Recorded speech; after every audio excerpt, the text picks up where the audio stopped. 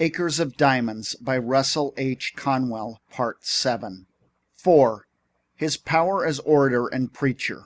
Even as a young man, Conwell won local fame as an orator. At the outbreak of the Civil War, he began making patriotic speeches that gained enlistments. After going to the front, he was sent back home for a time on furlough to make more speeches and draw more recruits. For his speeches were so persuasive, so powerful, so full of homely and patriotic feeling that the men who heard them thronged into the ranks. And as a preacher, he uses persuasion power, simple and homely eloquence to draw men to the ranks of Christianity. He is an orator born, and he has developed this inborn power by the hardest of study and thought and practice. He is one of those rare men who always seize and hold the attention. When he speaks, men listen. It is quality, temperament, control. The word is immaterial, but the fact is very material indeed.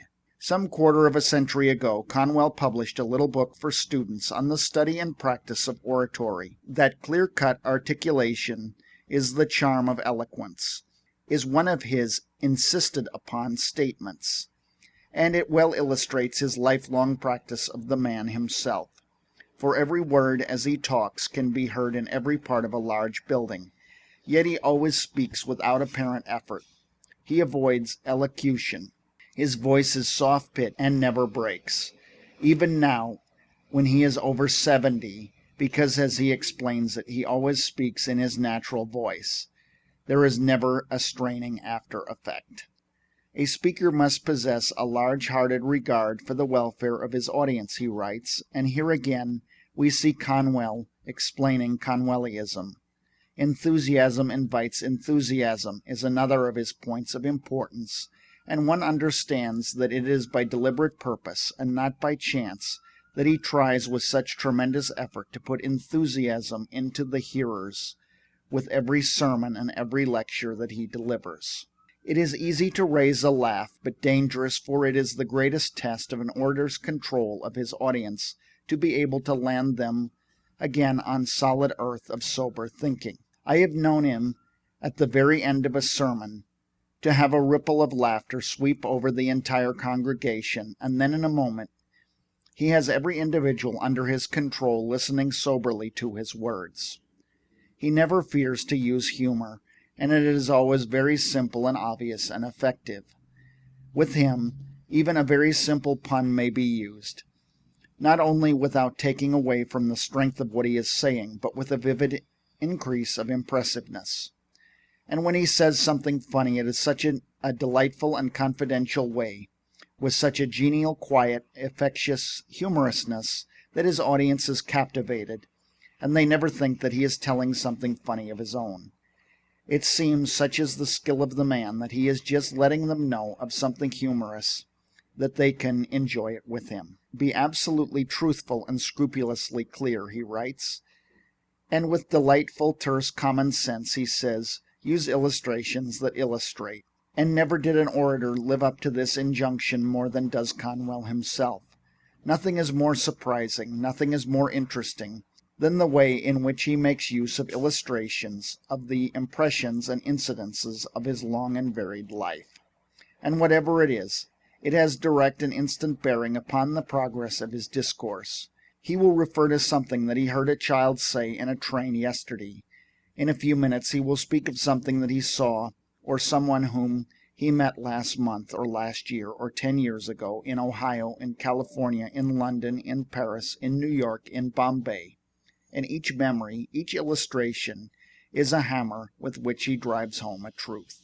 The vast number of places he has visited and people he has met, the infinite variety of things his observant eyes have seen, give him his ceaseless flow of illustrations, and his memory and his skill make admirable use of them. It is seldom that he uses an illustration from what he has read. Everything is characteristically his own.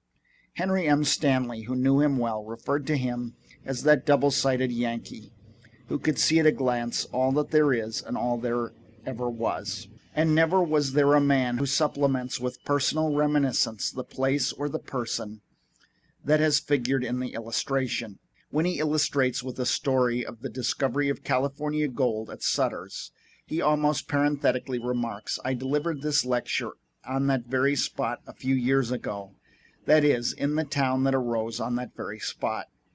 And when he illustrates by the story of the invention of the sewing machine, he adds, "I suppose that if any of you were asked who was the inventor of the sewing machine, you would say that it is Elias Howe.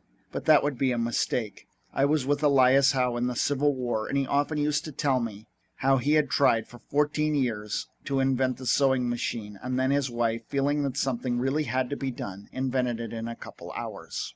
Listening to him, you begin to feel in touch with everybody and everything, and in a friendly and intimate way. Always, whether in the pulpit or on the platform, as in private conversation, there is an absolute simplicity about the man and his words, a simplicity and earnestness, a complete honesty.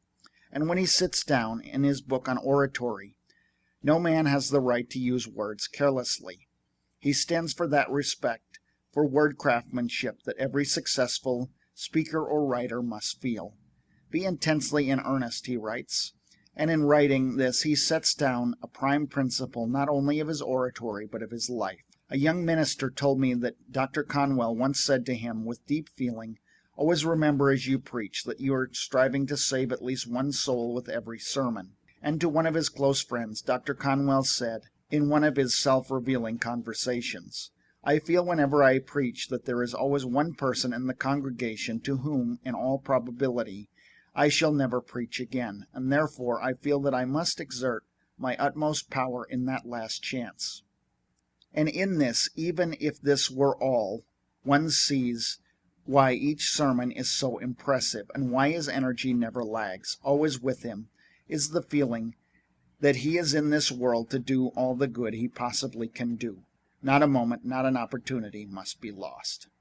The moment he rises and steps in front of his pulpit, he has the attention of everyone in the building, and this attention he closely holds till he is through.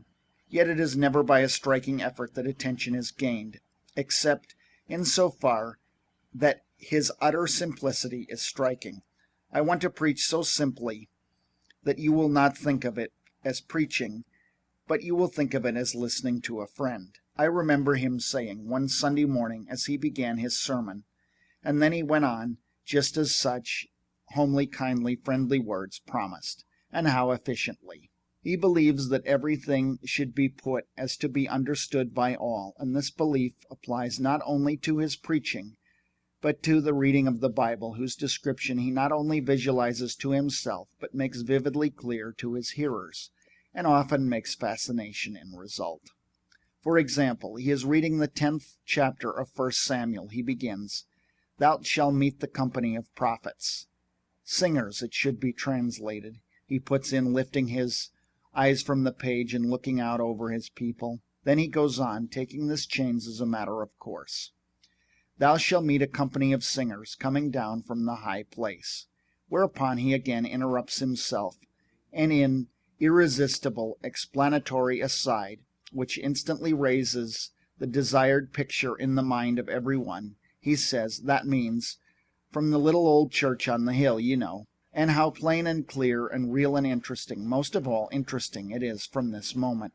Another man would have left it at the prophets coming down from the high place, which would not have seemed at all alive or natural. And here suddenly Conwell has flashed his picture of the singers coming down from the little old church on the hill. There is a magic in doing that sort of thing. And he goes on reading, "Thou shalt meet a company of singers coming down from that little old church on the hill, with a psaltery and a tabret and a pipe and a harp, and they shall sing." Music is one of Conwell's strongest aids. He sings himself. He sings as if he likes to sing, and often finds himself leading the singing. Usually so indeed at the prayer meetings, and often in effect at the church services. I remember at one church service that the choir leader was standing in front of the massed choir, ostensibly leading the singing, but Conwell himself standing at the rear of the pulpit platform, with his eyes on the hymn book, silently swaying a little from the music and unconsciously beating time as he swayed, was just as unconsciously the real leader, for it was he whom the congregation was watching, and with them they were keeping time. He never suspected it. He was merely thinking along with the music, and there was such a look of contagious happiness on his face as he made everyone in the building similarly happy, for he possesses a mysterious faculty in imbuing others with his own happiness.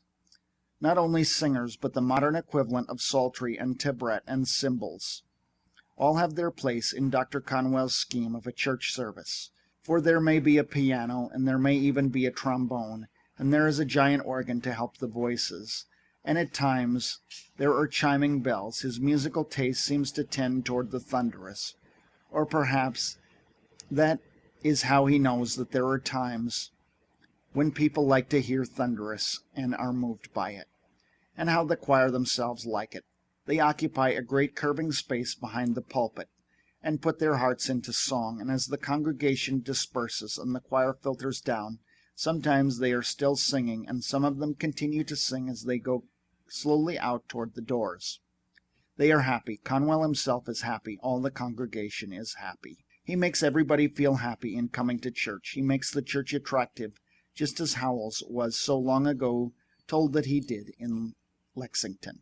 And there is something more than happiness. There is a sense of ease, of comfort, of general joy that is quite unmistakable. There is nothing of stiffness or constraint, and with it all there is full reverence. It is no wonder that he is accustomed to fill every seat of that great building. His gestures are usually very simple. Now and then, when he works up to an emphasis, he strikes one fist in the palm of the other hand. When he is through, you do not remember that he has made any gestures at all, but the sound of his voice remains with you, and the look of his wonderful eyes. And though he has passed the 70 years, he looks out over his people with eyes that still have the varied look of youth. Like all great men, he not only does big things, but keeps in touch with myriad details. When his assistants announcing the funeral of an old member hesitates about the street and number, and says that they can be found in the telephone directory, Dr. Conwell's voice breaks quietly in with such a number, giving it Dauphin Street, quietly and in a low tone, yet everyone in the church hears distinctively every syllable of that low voice. His fund of personal anecdote or personal reminiscence is constant and illustrative of his preaching, just as it is when he lectures, and the reminiscences sweep through many years, and at times are really startling in the vivid and homelike pictures they present of the famous folk of the past that he knew.